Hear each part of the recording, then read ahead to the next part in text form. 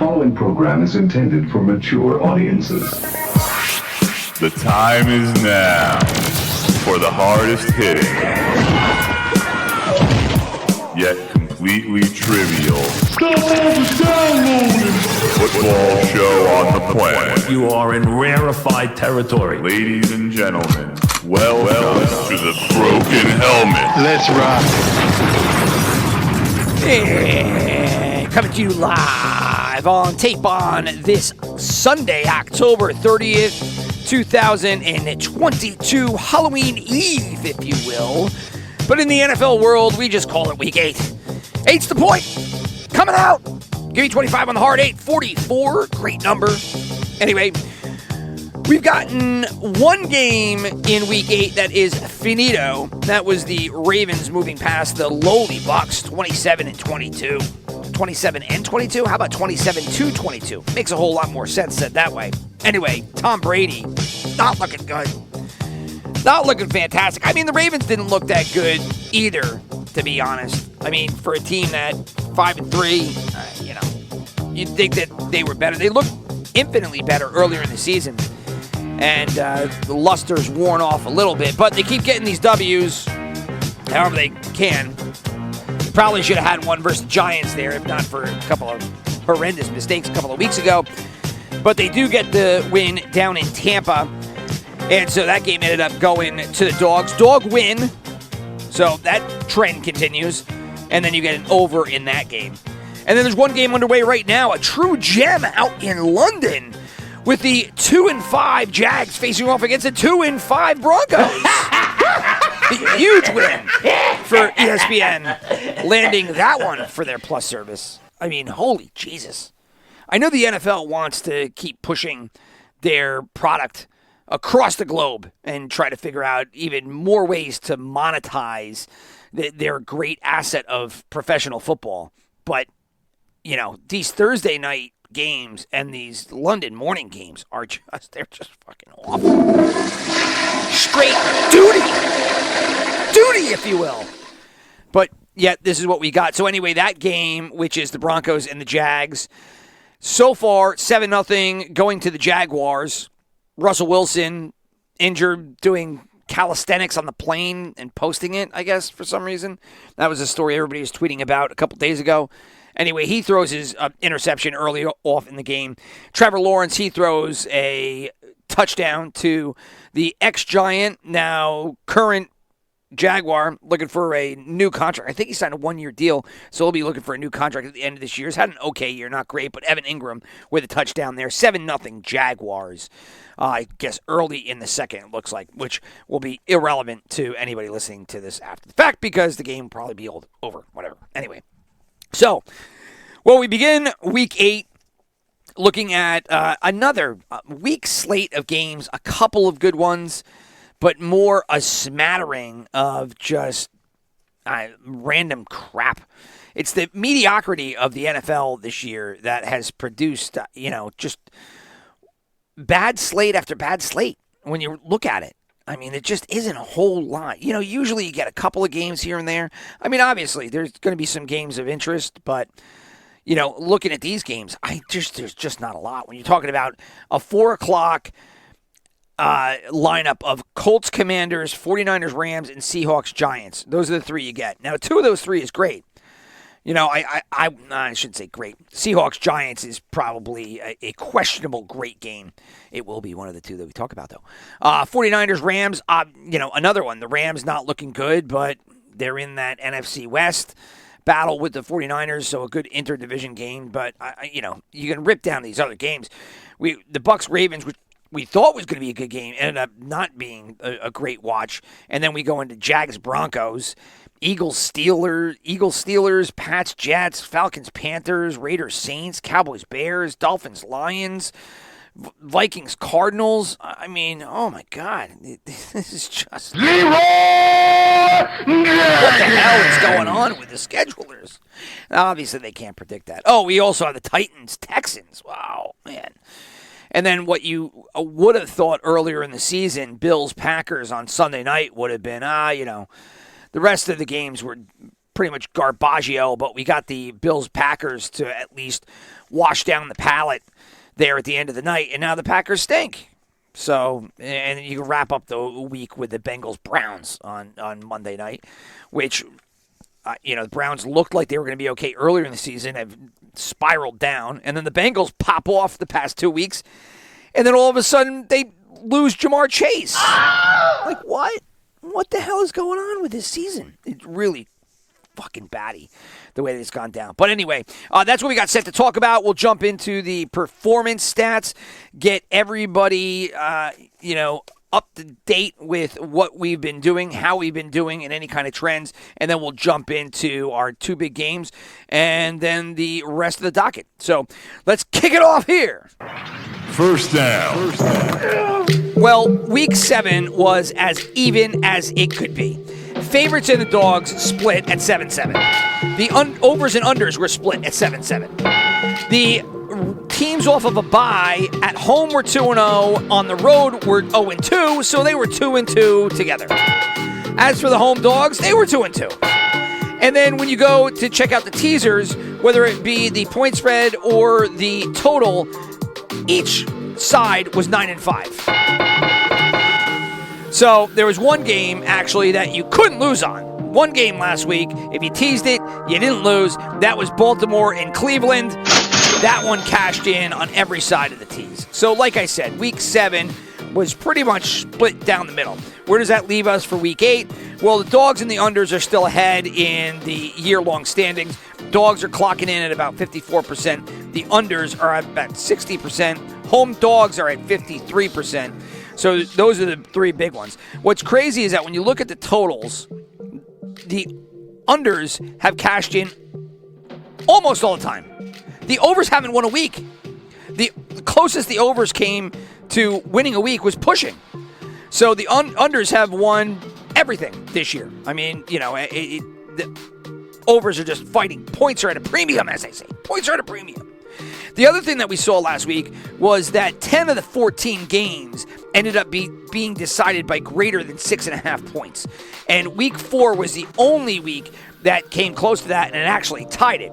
So week 4 and week 7 both saw 10 games decided by greater than 6.5 points. And last week there wasn't as many games, so it was a higher percentage of the games were, I guess, what you would say blowouts, in terms of point spread, right? 7 points or greater.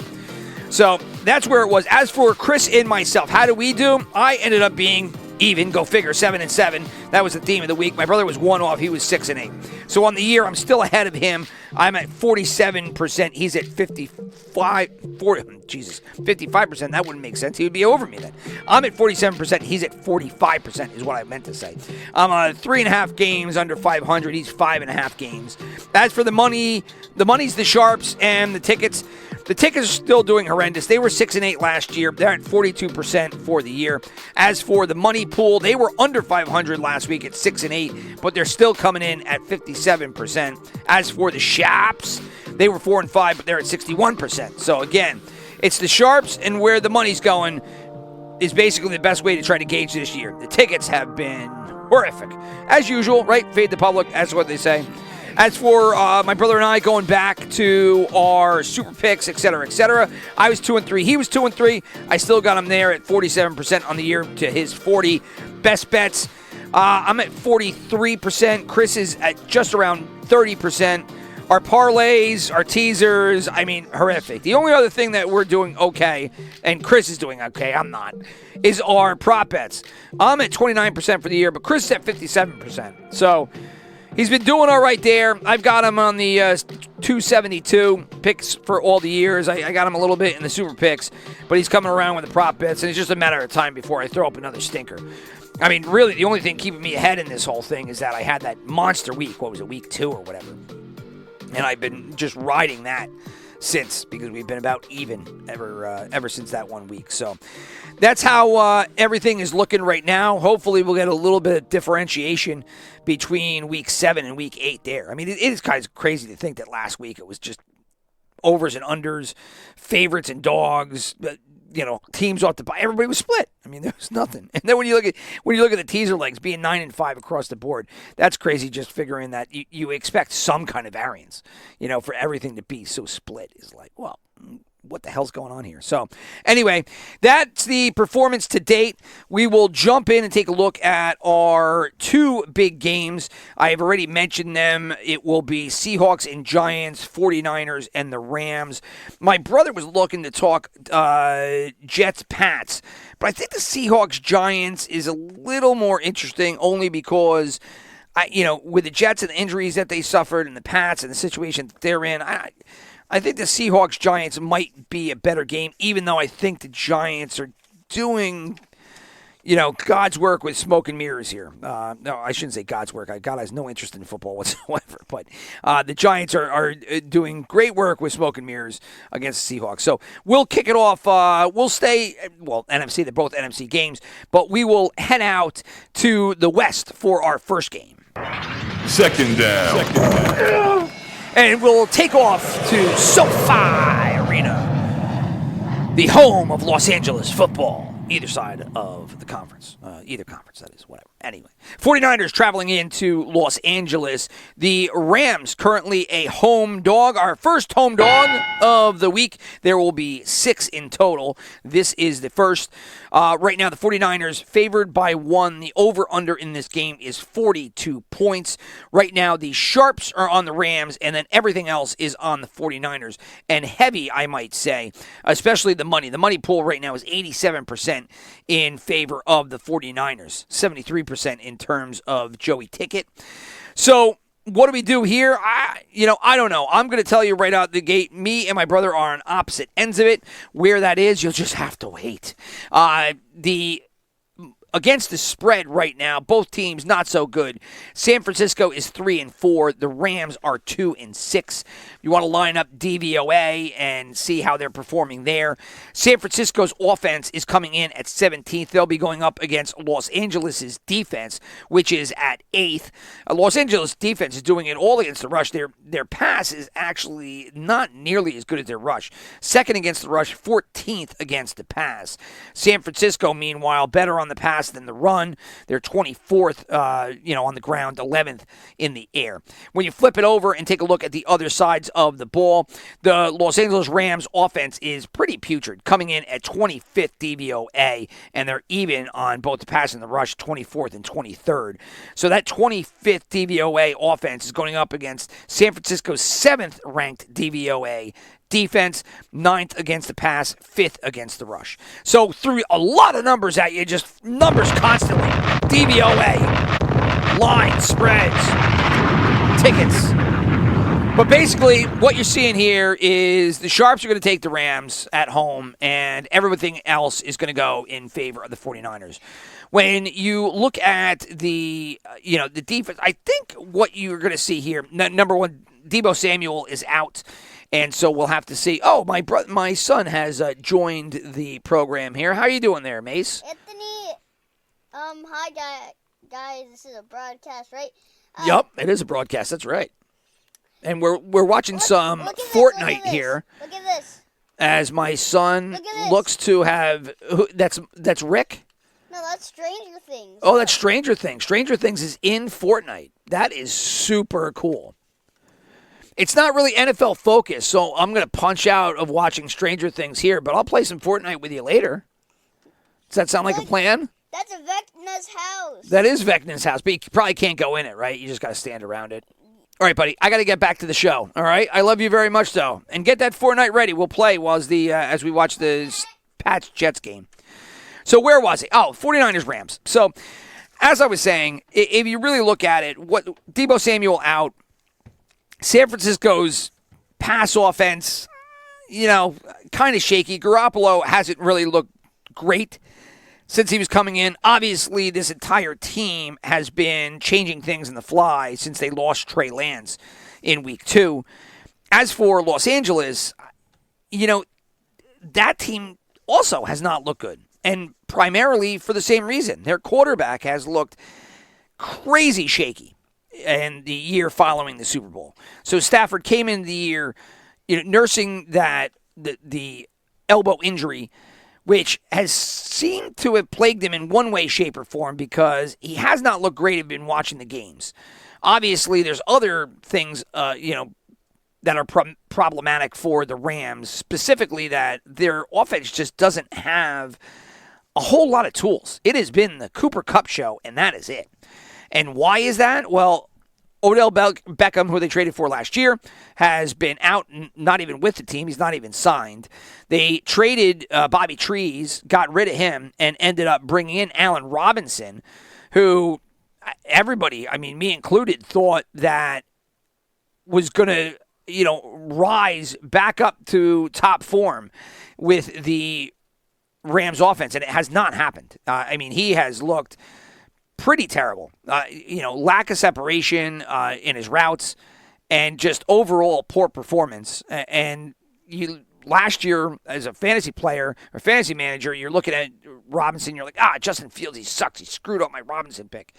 And then this year, I don't know, guess you look at Stafford's arm and you said, damn, Army's screwing it up. But whatever it is, when you see performance that continues on for, a stretch of X amount of years, seasons, you start to think it's probably pretty predictive of the player and reflective of their stage in their career. And so maybe Allen Robinson is on the back nine heading out. Who knows? It would be crazy to think because it wasn't that long ago. It was just 2 seasons ago. He looked great, and now it's, he's just a shell of his former self. And as for the rest of that offense, also a shell of its former self.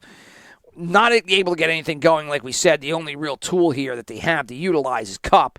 And then backfield, what are you dealing with? The Cam Akers story is still just batshit crazy because nobody even saw it coming. Last year, he popped the Achilles, came back, he played.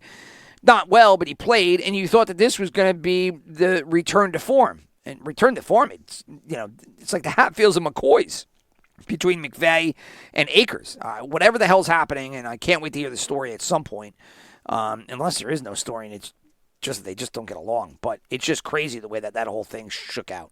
So anyway, 49ers and Rams not playing the best football. 49ers probably the better of the two squads right now. Both teams injury-plagued. Game going to be played in Los Angeles. Not really a hometown crowd for the Rams there. A brand new stadium.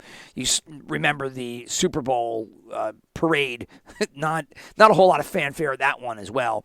But right now, with a 1 point in favor of the road team, it's basically a pick 'em. It's whatever you think here. You could tease the Rams and make them plus 7.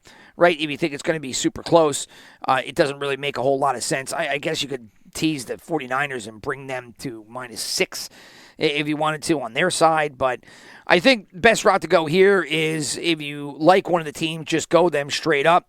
And my brother's going to take the Rams, and I just made some kind of weird sound on the microphone. I heard it in my ear. I don't know what the hell that was. But anyway, my brother is going to be taking the Rams. I am going to end up taking the 49ers, so we're on opposite ends there. He's going to go with the Sharps. I am ultimately going to end up going with the tickets and the money pool. So that will do game 1. That game is a 4 o'clocker. Should be good. Looking forward to it. Rams coming off the bye, obviously, and we'll see if that bye week allowed them to right the wrongs that were going on with their season. You never know. I thought that the Rams, I had them picked to win the NFC West with a 4. I think it's a 4-team win the division. And right now I'm looking okay. I need the Bengals to come around. They need to win theirs. And I have the Rams on top of theirs. The Bucs I'm a little shaky about, but still the NFC South is so bad. But anyway, I think that the Rams should be able to turn it around. I don't know if they're going to end up winning out their division. I kind of like the 49ers a little bit more now. But today will be a good litmus test as to where these two teams are about halfway through the season. So we'll stay in the NFC and we'll head up to Seattle for the next game. Another 4 o'clocker, and as I mentioned, my brother was looking to talk Pats Jets. I bogarted the joint, and I'm going to take the Seahawks Giants as game 2 here for us to talk about. Seahawks a home favorite by 3 points, just a field goal, no hook as of now, depending on what book you use, obviously. Over-under is 44.5 points. The money is in favor of the Seahawks in this one, 63%. The tickets are basically split, and there is no sharp lean as of right now. So in regards to DVOA, what are we looking at? Seattle has the 3rd-ranked offense, and the Giants have the 7th-ranked offense. If you could believe that shit, congratulations. If you predicted that or could believe it, because I never thought in a million years that the Seahawks offense with Geno Smith or the Giants offense under Daniel Jones would be 3-7 in anything. DVOA, total yardage, whatever it is. But here they stand. And they're both basically pretty even. Seattle's 3rd-ranked offense does it behind the 4th-ranked pass offense and 10th-ranked rush, while the Giants' 7th-ranked offense is doing it behind 8th on the pass, 6th on the rush. You want to flip it around, you're talking about their defenses. Well, their defenses are not nearly as close to the top as their offensive are. Seattle's at 19 and the Giants are 29. And those are both basically pretty split around those numbers. So, whose offense pulls it off? Because it doesn't look like the defenses are going to step up. And if you watch the games, I have not seen Seattle as much as I have watched the Giants. But like I said, the Giants doing a lot of this with smoke and mirrors. I mean, there are a ton of games that could have went the other way, whether that's good coaching or just dumb luck. I'm not quite sure. I think coaching only gets you so far. I think there has been a lot of luck. Watching the games, I think there's been a lot of luck. I know that the Action Network has... Now, I don't know if they're joking when they talk about it. If you listen to the Favorites podcast, they talk about a luck factor. I don't know if that's an actual stat that they tried to create based on some kind of, whatever, characteristics in a game. But I will say that when I watch things like Ravens-Giants, end of the game, Giants driving, Daniel Jones throws a horrific interception in the end zone, and then gets saved because they call a rinky-dink pass interference call, on that receiver, who Daniel Jones threw it behind him, and the receiver wasn't stopping. So it wasn't like the defender pushed. It was Slayton, by the way. Darius Slayton out of the way and then stole the ball. Slayton, he was just behind Slayton. Slayton went past, and Jones threw it behind him, and it was an interception. Anyway, that gets called back. The Giants score. They end up ultimately winning that game. Those things I consider lucky as hell. And if you watch the Giants all year long, you've seen a lot of that. I'm sure that fans for a lot of teams will say, no, I saw that on my team too. Who cares? You're 6-1. Enjoy it. All right, whatever. But Seattle here is, to me, the more impressive. It looks as though, to me, when you watch their games, that, look, we all knew that Pete Carroll likes what he likes. He's going to like playing defense. He's going to like running the ball. He likes to call the shots. They got rid of Russell Wilson, which now looks like the guy was Einstein, because Russell Wilson looks so horrific. And Denver turns around and gives them the $240 million, $165 guaranteed, and basically hangs a huge albatross on that member club with his terrible contract with the quarterback that doesn't look that good.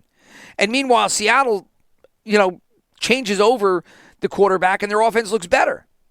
And then they get Kenneth Walker to replace Rashad Penny. I don't know what ultimately becomes of him, but another one of these running backs with a checkered, injury history, and just kind of outweighs any kind of solid flashes of talent that they had. So Penny has a monster back end of last year, comes into this year hurt, and then he ultimately goes out for the year. Kenneth Walker, meanwhile, he finally gets the nod. They drafted him high too, and then he ends up taking off with it, and he's had 2 solid games back-to-back. Fantasy managers that grabbed him are super happy. The ones that cut him are crying because, he was hurt. He had an abdomen injury. I thought he wasn't going to play, and then somebody else took him. Well, that might have been me. So this game, 3 points in favor of the home team. I don't know if there's too much to break down on it. I don't believe in the Giants. I love their 6-1 record. I am a fan of theirs, and any fan whose team is 6-1, you're going to be pumped. But I don't believe in it. and they're playing with a ton of practice players. I mean, their entire wide receiver roster is horrific. They're all backup players. Slayton is a 3. Wan'Dale Robinson hasn't even played this year. He's come in a couple of games. But David Sills, Richie James, who are these guys? I mean, it's crazy. Seahawks, you got the DK Metcalf injury. You still have Lockett in there. Marquise Goodwin, he comes in and has a monster game last week, which is crazy. But, I mean, this game has basically been Kenneth Walker, or this team, I should say, not this game, but this team has been the emergence of Kenneth Walker and the rise of Geno Smith and Pete Carroll, deploying the strategy that he wanted to use going into the year, and it's worked out in their favor. So here, I'm going to take the Seahawks and the hometown 3. My brother is going to take the Giants. He is a big believer in Big Blue here, not a believer in the Seahawks. So we're going to be on opposite ends of that one as well. So that takes up the 2 good games. Again, Pats Jets, maybe you could have thrown that in there. I don't know if I don't know if that's going to turn out to be a really good watch. I think it's going to be a stinker.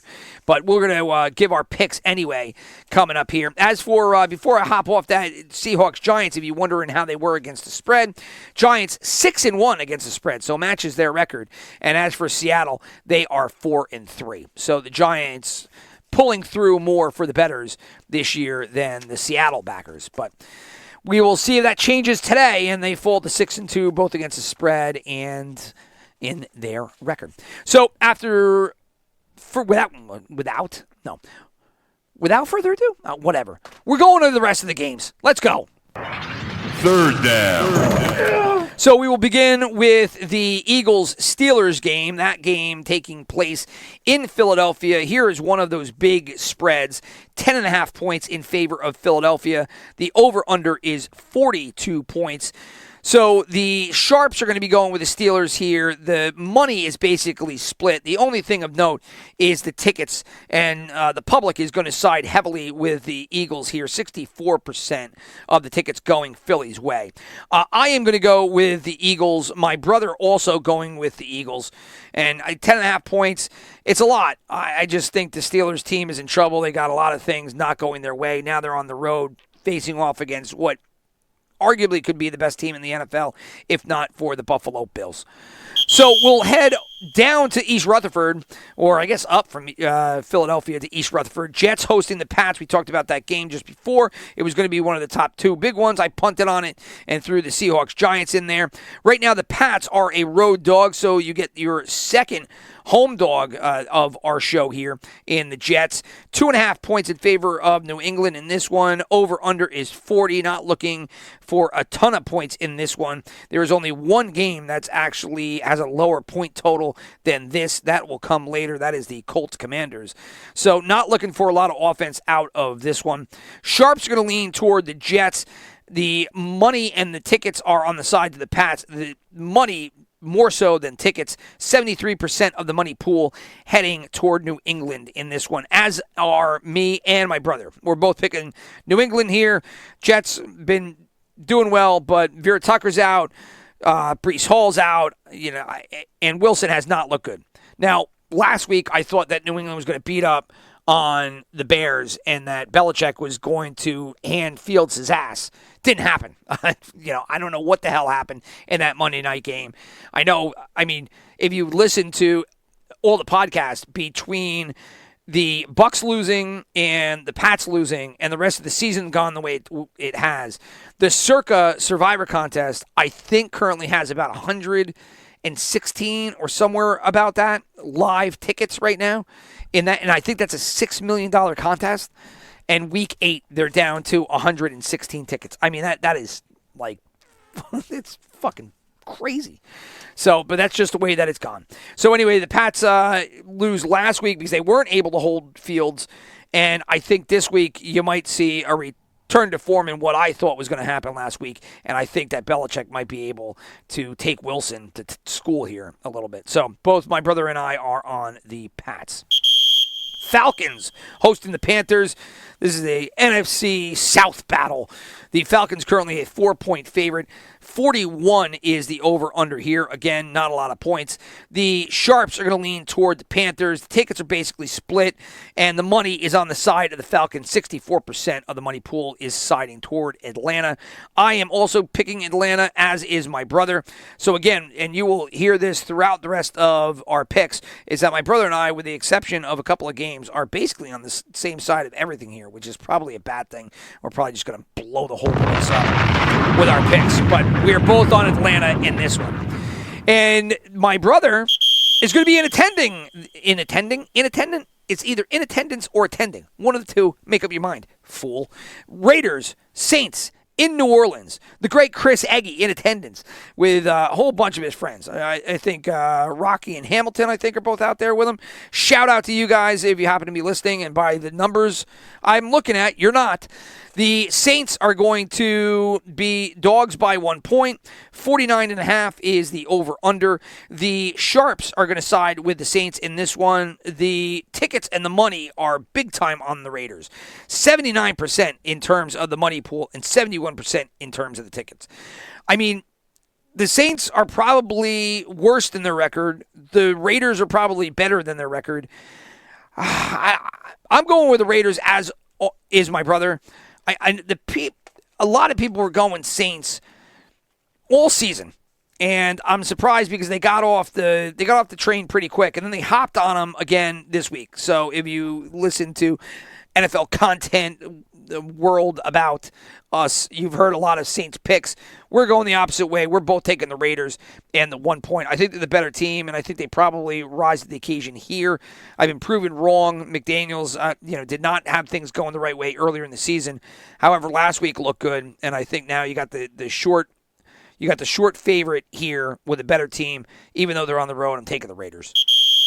Cowboys hosting the Bears.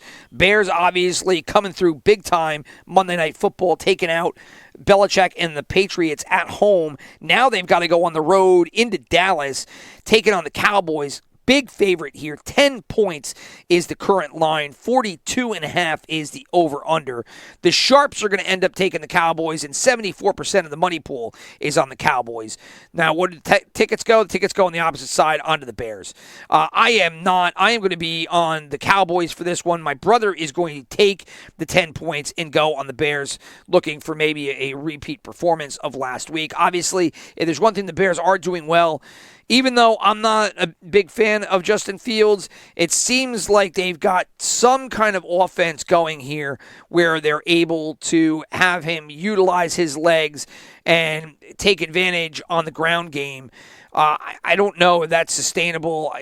Again, my brother and I have always talked about it, is that all running quarterbacks, when they're utilized on the ground as part of their offensive weaponry, always ends up going the opposite way. It always leads to injury, and it's just not very sustainable. I don't know if that's what happens to Justin Fields in this game or, this season or next season or whatever. I'm just not a big believer in it. 10 points is a lot of points. That's, it has me shaking a little bit, but I think the Cowboys might be able to open it up here at home. My brother thinking the other way. So, Rich Eggy, Cowboys, Chris Eggy, Bears. Dolphins are going to be a road favorite here. So we had the Pats, we had the Raiders, now we got the Dolphins, all favored on the road. Dolphins are going to be facing off against the Lions in Detroit. 3.5 points is the current line in favor of Miami. 51.5 is the point total. So here you see point total starting to go up a little bit. So Sharps are going to lean into the Lions here. The money pool is going to lean into the Lions, 59% so far of the money going toward Detroit. And then 60% of the tickets is going to the Dolphins. So the Dolphins becoming a public pick here. Lions have not performed well. The Dolphins have performed infinitely better than I thought. This probably should be a Dolphin auto pick because the Lions have played so bad. But I'm picking the Lions here. My brother is as well. Just based on the thought that this is probably the last stand. If the Lions are going to do anything, they've got to perform well in this spot. And they probably have to win because otherwise I think the rest of the year is just going to be a cleaning of the house.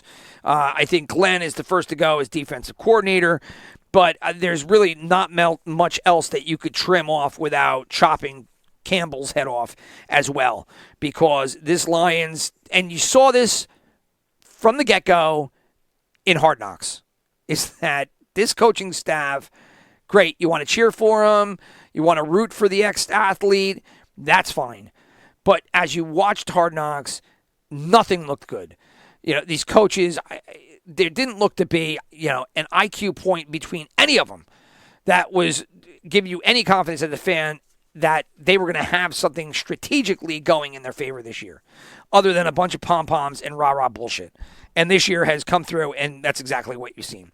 So based on all of that, the Dolphins should be the pick. I'm going with the Lions only because this is the last stand in my mind for them. If they lose this one, it's all going to be downhill and tearing this thing apart and, rebuilding from the studs in Detroit. So, no, that is not my lock of the day. That is not my lock of the day. I'm sorry. I went to go hit my whistle and hit the lock of the day. If you want to know what my lock of the day is, you are just going to have to wait until the gambling segment later on. So, Cardinals, Vikings, this game they played in Minnesota. The Vikings are a 3.5-point favorite. The 3 in the hook. Taking on the Cardinals, 49 is the over-under. Right now, the Sharps are going to lean in on the Cardinals, as are the tickets and the money. And both to big numbers. 75% of the public is on the Cardinals, and 88% of the money pool is on Arizona, which is shocking because the Vikings obviously had the better record, but people were really tearing apart Arizona for weeks and weeks on end. And then a couple of wins, namely last week when you get DeAndre Hopkins back, he has a big game. Also, a big prop game for him. A lot of people last week were picking DeAndre Hopkins for his reception total and his yardage total, and they both came in. But they get him back, and then all of a sudden, in this game, remember that if you watched it, you basically had an on-field blow-up between Kingsbury and Ed Murray on the field, like yelling at each other. What was Murray telling him? Like, calm the fuck down, I think is what he was screaming at him. And all of a sudden, thanks to a whole bunch of Andy Dalton interceptions, the Cardinals walk away with this game, and now everybody and their brother is all over the Cardinals. And on top of the fact that they've embraced the Cardinals after only just a couple of weeks, they also just tearing apart the Vikings. People do not like this team at all. At all. It's actually rather comical. Now, is Minnesota as much of a farce as the Giants? I don't think so. I don't think so at all. But their offense is 14th DVOA. Their defense is 24th DVOA. So, the splits are right. Where's Arizona? Arizona's not much better. Arizona's offense, if I can find him here, is 26th DVOA in terms of offense. And then their defense is 21st. Both these teams. If anything, you look at Minnesota's offense and you're like, they're okay. They got Dalvin Cook. They got Justin Jefferson, possibly the best wide receiver in the game right now. And on the opposite side, the Cardinals have, a makeshift offense where they just change things around, and the whole thing hinges on the ability of Kyler Murray to extend plays and then throw the ball downfield. But regardless of the rationale, right now the Cardinals are a trifecta pick with the Sharps, money, and tickets all picking Arizona. My brother and I are going the opposite way. We are both going to pick Minnesota in this one. And then the final 1 o'clock game is the Texans, another home dog, hosting the Tennessee Titans. Now, Willis is going to be the quarterback for Tennessee as Tannehill is out in this one. This game was 3 points. I think it has stayed that way. Let me give you the most up-to-date line so that I don't mislead you, even though if you're listening to this, it'll probably be changed anyway. But anyway, like I was saying, the most up-to-date line for the Titans versus the Texans is now changed to 1 point. So that 3 has become 1. So if you're a Titan fan and you believe believe in their offense behind Derrick Henry and not Willis, you're getting better numbers here as you're only now favored by 1 point. 40.5 is the over-under. That has probably stayed. It has changed 1 point. It is now 39.5 is the over-under. So that's the impact of the Tannehill injury on this game. As for the tickets and sharp action, the sharps are going to lean in on the Texans. 67% of the tickets are taking the Titans, and the money is basically a split. I am going to go with the Titans here. I'm going to stick with my pick. The Willis injury happened last night. I did not change it. I'm not going to change it now. I like the Titans just being able to manage the game, run the ball behind Derrick Henry, play some defense, even though it's really not their thing so much this year. Their defense, which usually is pretty stout, coming in at 13, and they're better against the run than the pass. They're third against the rush. They're 17th against the pass, but Tennessee at 13. The Texans, I just got burnt on them too much, and I thought that they were going to keep last week's game somewhat close, and they did not. And ultimately, with an offense that's coming in at 27th DVOA and a defense at 30th DVOA, I don't know how you get behind this team, regardless of a rookie quarterback on the road, especially when you got Derrick Henry behind there. So I am going to take the Titans. My brother is going to be on the opposite side. He is going to take the Texans on that one, and the home dog. He's getting better numbers now. He was at 3. Well, worse numbers now. It was at 3, now at 1. I don't know if he would change that, but we'll get to hear him out next week when he joins the program after his big Raiders loss in New Orleans. Anyway, that's the end of the 1 o'clock games. Let's hit the 4 o'clocks. And the first one is going to be Colts Commanders. I mentioned that earlier. This is the shitty game of the 3 at 4 o'clock. Colts are favored by 3 at home. Over-under is 39.5. The sharps are going to take the Commanders, as are the tickets and the money. So you have, once again, a trifecta on a team, in this case, the Commanders. Colts getting basically no love. They will get love from my brother. He is going to pick the Colts here at home. Sam Ehlinger is obviously the replacement quarterback for Ryan, who is hurt, and then future benching, if you will, as they've come out and just stated that Matt Ryan will not be the starter going forward. They'll be going with Ehlinger as the reasons why. There is a good article on it's on the Ringer. It features data from, I think, Timo Risk. I don't know the guy's actual name, but it's PFF_Mo on Twitter. And he did some research on quarterbacks and what they do in the pocket or versus the rush versus pressure, not versus the rush, versus pressure, and then versus the blitz. And it's fascinating couple of charts.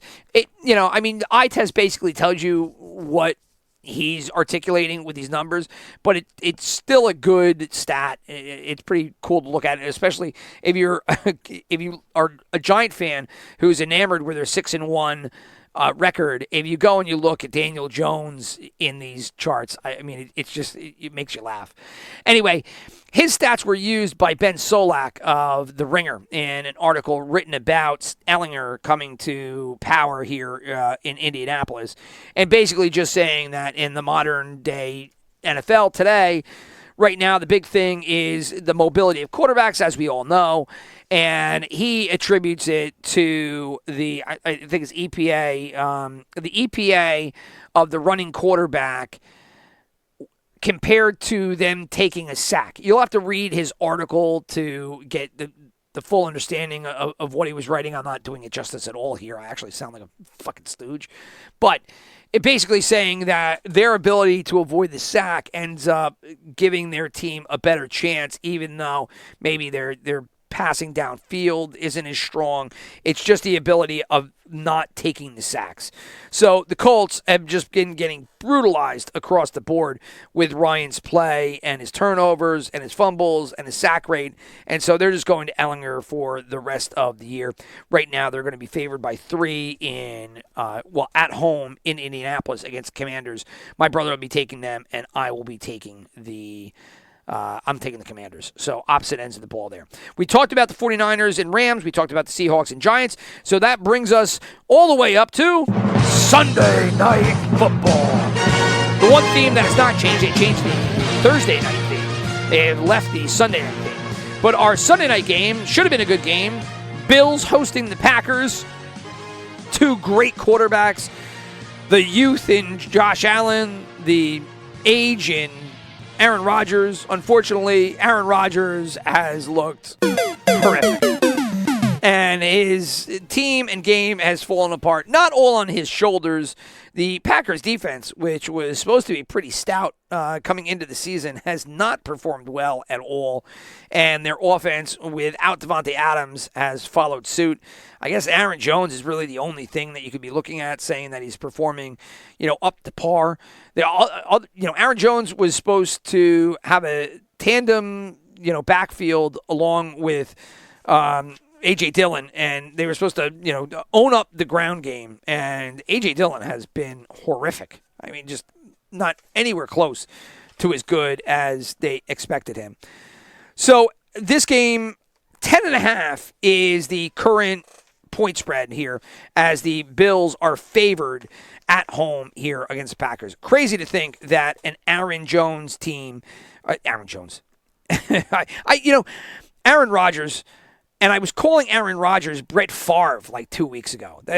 That's how dated I am, and sometimes where I go. And I called him, it's funny because I called him Brett Favre, and then I must have rubbed off on Donnie Diamonds, because then Donnie Diamonds called Aaron Rodgers Brett Favre as well.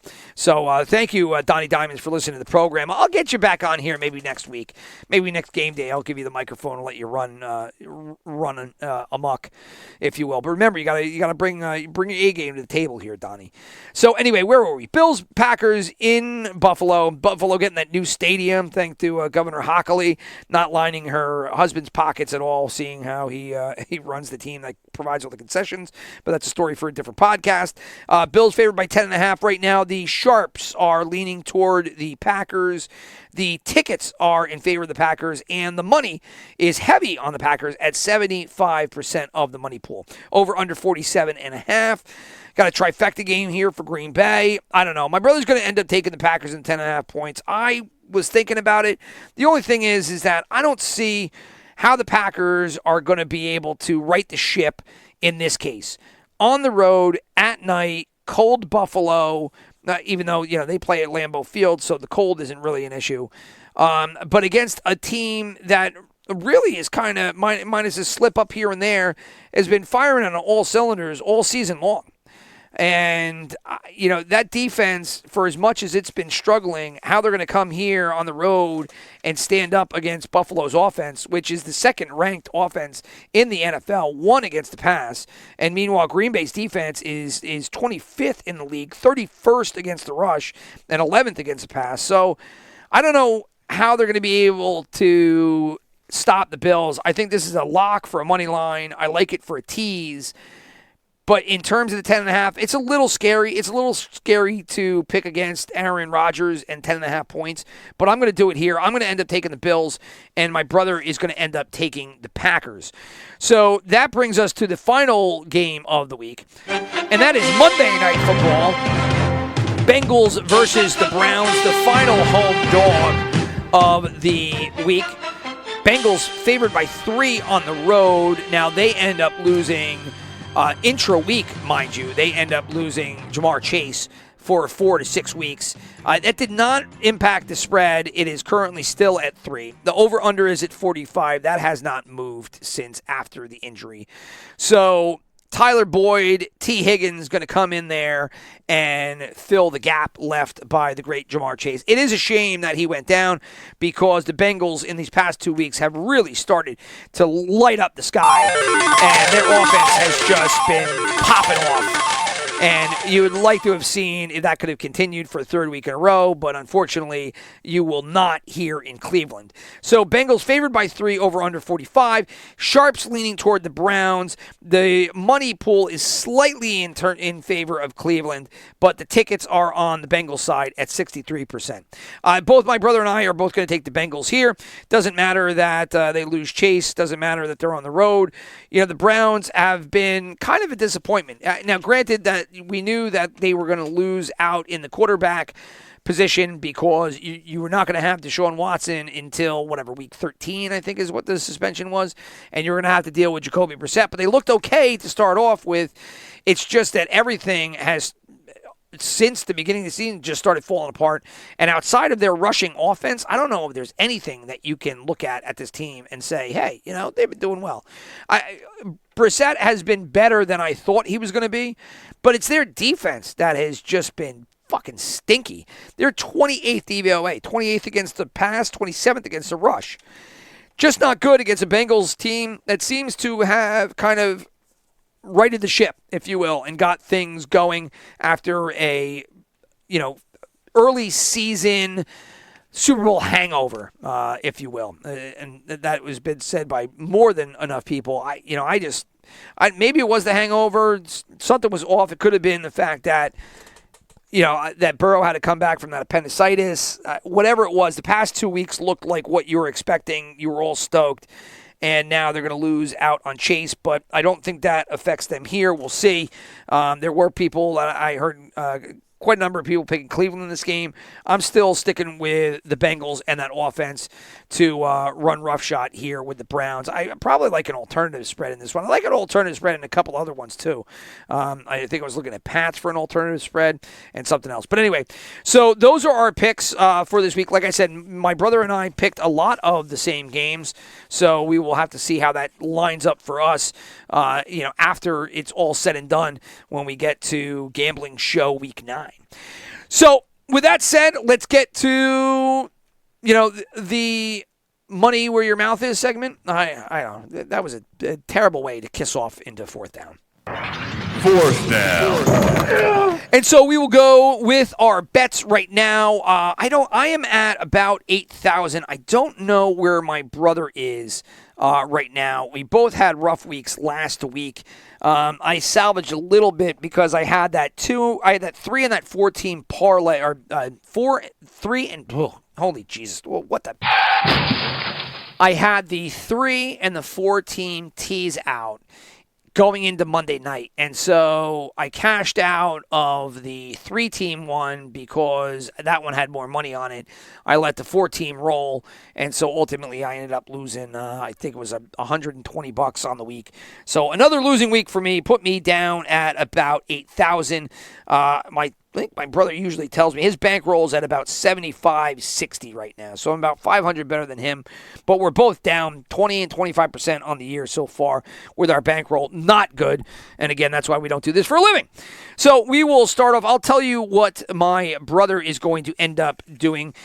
We'll go with our best bets and our picks, parlays, all the rest, and then get into our gambling. Our best bet for the week. I am going with New England and the 2.5. My brother is going to go with Minnesota and the 3.5. As for the Super Contest, along with New England, I am going Seattle, Minnesota, Dallas, and Philadelphia. My brother, meanwhile, is also going to take New England. He's not going to take Minnesota because he doesn't want to mix and match his best bet with his Super Contest picks, which I don't understand, but however it is. We're both on New England. Then my brother's going to go Philadelphia, the Rams, Cincinnati, and Jacksonville. Jacksonville currently playing right now. And I'll give you a quick update, even though, any recorded podcast doesn't make sense to do live scores. But currently Jacksonville up 10-7 on Denver. Russell Wilson comes back. He ends up getting a touchdown to go along with that interception there. 12 for 19 for 117 yards, a TD, interception, rating is 76 for Russell Wilson. Jerry Jeudy, who Giant fans have wanted Jerry Jeudy in a trade. They're not going to get him. The Giants are not going to trade for him. I don't think Denver's going to trade for him either, but he's got 5 catches for 58 yards and a touchdown there. So Wilson and Jeudy ended up making this, still keeping this a game there, scoring a touchdown, and the Jacksonville Jaguars, meanwhile, get the 3 points. So anyway, he took Jacksonville and getting the 2.5 points right now. They're covering. So anyway, let's go to our parlays. I am just taking 2 teams, at Seattle and New England. New England on the road, Seattle at home. That is my 2-team parlay of the week. I will be using that later on. My brother is going to be taking Minnesota, New England, and the Rams. So he really likes Minnesota. There it comes again. He also really likes New England because he's got that in the Super Contest. And then in his parlay here, he'll throw the Rams in there at home versus San Francisco. One of the 2 best games of the week. that we talked about. Teasers! I am going to be taking Dallas, Philadelphia, and Buffalo. All of those are big spreads. I'm going to be taking each one of those spreads and bringing them down and taking them. They're my 3 legs. I have been a 3 of 4 leg monster, 2 of 3 leg monster.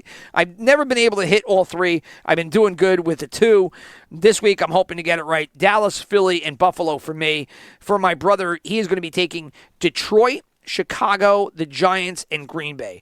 So Detroit, he's going to be blowing out. The Chicago Bears, he's going to be blowing out. The Giants, he's going to be blowing out. And the Packers, he's going to be blowing out. So what does that end up being? Well, if you think about it, it makes a lot of sense, right? So he takes the Lions, he ends up making them a 9.5 point dog. Sorry, 9.5 point Lions, 16-point Bear spread. The Giants go up to 9, and then Green Bay goes up to 16.5. The only reason that I tend not to like this, now whether or not my thought holds water or not, is only because what scares me is what we saw last week. And that was the fact that 10 of the 14 games were decided by 6.5 points or more. Right now, granted, week 4 saw 10 games also decided by 6.5 points or more, but not the other weeks. I'm just saying that now I get scared of games with big spreads and trying to juice those spreads up even farther, only because the blowouts seem to have come in. And if you catch one of those games that's on a blowout, on the team that you're wrong about, it's just like it's not even a shot. So anyway, that's what my brother is going to end up doing for his picks. He's going to take all those teams, he's going to make them big spreads, and he's going to hope they come in that way. I'm doing the sucker, Joey ticket bet where Joe Public, where I'm going to take all the big spreads and try to bring them down. As for our prop bets, what are you clapping about? I didn't do anything. I'm about to give you a couple of winners, but I didn't yet. So what I was going to give you a winner for was your prop bets. I was looking at a ton. My brother picked one. He picked a Luakon and the 8.5 tackles going over that prop total. Freddie's had a Foye has had a solid year, and 8.5 tackles is a nice number. I was looking at trying to get some tackle spreads, but there was nothing really that I saw that I liked. I ended up focusing myself on only a couple games. I looked at the Arizona game. 3 props in that one that I looked at that I like. Murray over the 248.5 for passing yards. Murray over the 32.5 rushing yards. Hopkins over his 73.5 receiving yards. Now, all of these are just basically built on the fact that I think that they are going to have to throw up points here as they go on the road in Minnesota and try to keep up with or beat the Vikings. 248 is very manageable, especially if let's say they end up going down and they have to come from behind. Hopkins last week, I think it was 10 catches for 100 and something yards. So they only raised his up to 73.5. If you look on the opposite side, Justin Jefferson, I believe, is at like 89.5, 85.5. So, if you're giving me Jefferson or Hopkins, and Hopkins is 10 to 15 yards lower than Jefferson, I love that. So those are the 3 that I like there. Chris Olave over 66.5 yards for New Orleans. I mean, the Saints are going up against the Raiders. I think that game is going to see a little bit of offense in it. And Olave this year, has been fantastic. And the games that I think there's 4 games he's gotten over 66.5 yards. But regardless, he is their offense right now. Mike Thomas out yet again with his little toe injury. So I like the over for Olave. I also looked at the Giants game, and I looked at 2 there. Wan'Dale Robinson, as he has become basically their number 1 wide receiver. His over-under in yardage is 43.5. So I like the over there. And then Barkley, not Charles, but Saquon, is got an over-under rushing of 87.5. And I like the under there just because I think that Seattle's defense, even though it's not great, at 19 DVOA, 17 against the rush, could be able to hold in Barkley. Now, you got Neal gone this week with a knee injury, so you're going to have some reshuffling of that offensive line. Plus, they're on the road in Seattle. So I like the Barkley under 87.5. So all of those legs that I've given you, which one do I like the most? I am going to go with Hopkins and the over 73.5 yards. That's the one that I like the most. So my brother is doing Foye Oluokun at over 8.5 tackles, and I'm going Hopkins over 73.5 yards.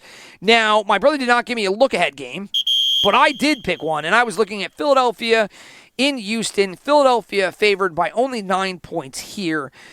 If Houston ends up losing and Philly ends up demolishing the Steelers, right now the Steelers are 10.5 point dogs on the road. The Texans at home, are they going to get more love than the Steelers? I would doubt it. And the Texans right now, early on in the season, we were saying, they played good, they played strong, they played tough, this, that, and the rest. And if you look, they didn't last week. Coming off a bye, I'm not sure. They do have Pierce so they can control the clock, maybe play some defense, but for the most part, I think that Philadelphia is going to mop the floor with Houston next week. And I think that you'll probably be able to save yourself a point or two here, as Philadelphia could go from the -9 up through 10 and then possibly 11. So that was the game that I was looking at. And that brings us to our gambling segment. So we will start off. Like I said, my brother's at 75.60. I'm at 8,000. I will run down my bets first, since I am the leader in the clubhouse, only by a shitty $500. But as I was saying, I am going to do 4 things this week, and here they are. I'm going to give my teaser because that's the one that I like the most. I did Dallas, Philadelphia, and Buffalo. I'm going to throw 400 behind that for 1,040 on the opposite side. Again, I like Dallas, Philly, and Buffalo. I think I can bring them all down. All 3 teams are at home. I can get all of those to under, 5 points, which is not through the 3, but I get them through the 7. And right now, if I can get them down to the 4.5 points, I'll take it, right? So the Bills favored by 4.5 points. Dallas is going to be favored by 3, and then Philadelphia is going to be favored by 3.5. So I will take that, getting them down to the 5-4 level, even though, usually, you like to get them through the 3. You can't here. They're just too big, but I'm going to just bring them down and take them all. So 400 on that one. My parlay, I said before, I am taking Seattle and New England. I like both. This is the anti-New York football bet. I am doing a parlay of those two. They're both short favorites. Seattle at home, New England on the road. $100 on them for $350.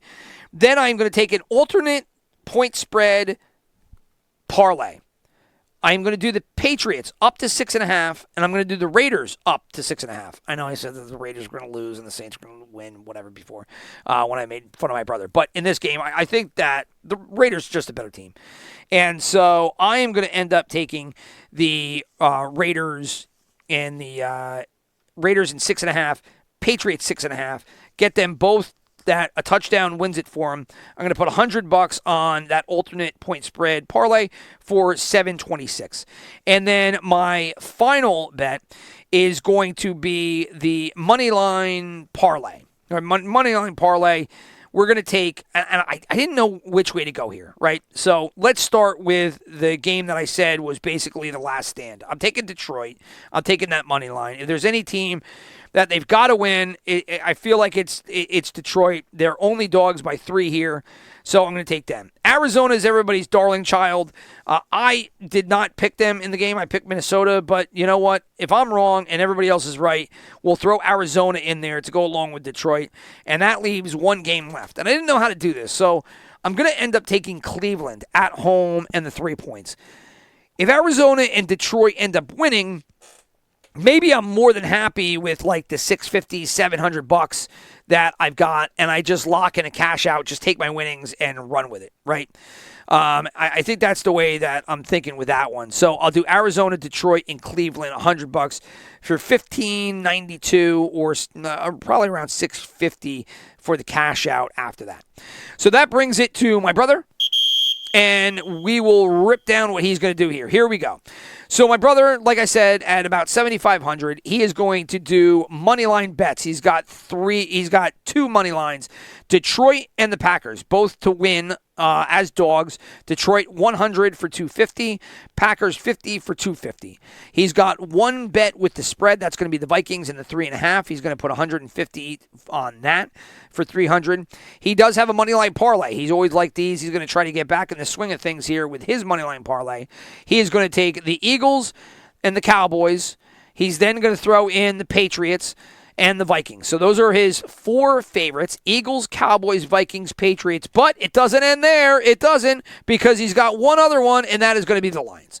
So his 100 for 1,000 moneyline parlay is favorites: Eagles, Cowboys, Vikings, Patriots, and the underdog Lions, all there for the moneyline parlay. Teasers, he's got one. He's got the Giants, Rams, Packers, Bengals, 100 for 400 there. He's going to take the Giants, push them up. Rams, push them up. Packers push them up, and Bengals bring them down. So the Bengals could then lose by 3. So the other games, we talked about them, actually, because he had referenced those earlier. And the Rams, actually, he didn't. He had other teams in there. But so for the Rams, he's going to take that 1 point, push it up to 7 at home. And then he's got 4 prop bets. His Aluakon tackles over 8.5. Cousins passing over 267.5. McCaffrey rushing over or under 62.5 yards. So not thinking that McCaffrey's going to get things going against the Rams rushing defense. And then Chris Olave, which I liked as well. He's going to pick the over for Olave and the 66.5 yards. So again, $50 on each of these. Aluakun over 8.5 tackles. Cousins over 267.5 yards. McCaffrey under 62.5 yards rushing. And Olave over 66.5 yards receiving. So that does it for Week 8 here on the Broken Helmet. And we will see. I keep saying it every week. It's old hat. It's kind of like Mike Francesa saying that the season goes by so fast and then just giving the week out. But I'm hoping that we can turn things around here. I think I said last week that was the week that we were turning it around, and it didn't happen. So, I mean, didn't even come close, actually. Didn't come close. So, anyway, enjoy everybody's Week 8, and we will talk to you Thursday. If not Thursday, another day. Or whenever you choose to listen in this podcasting world of ours.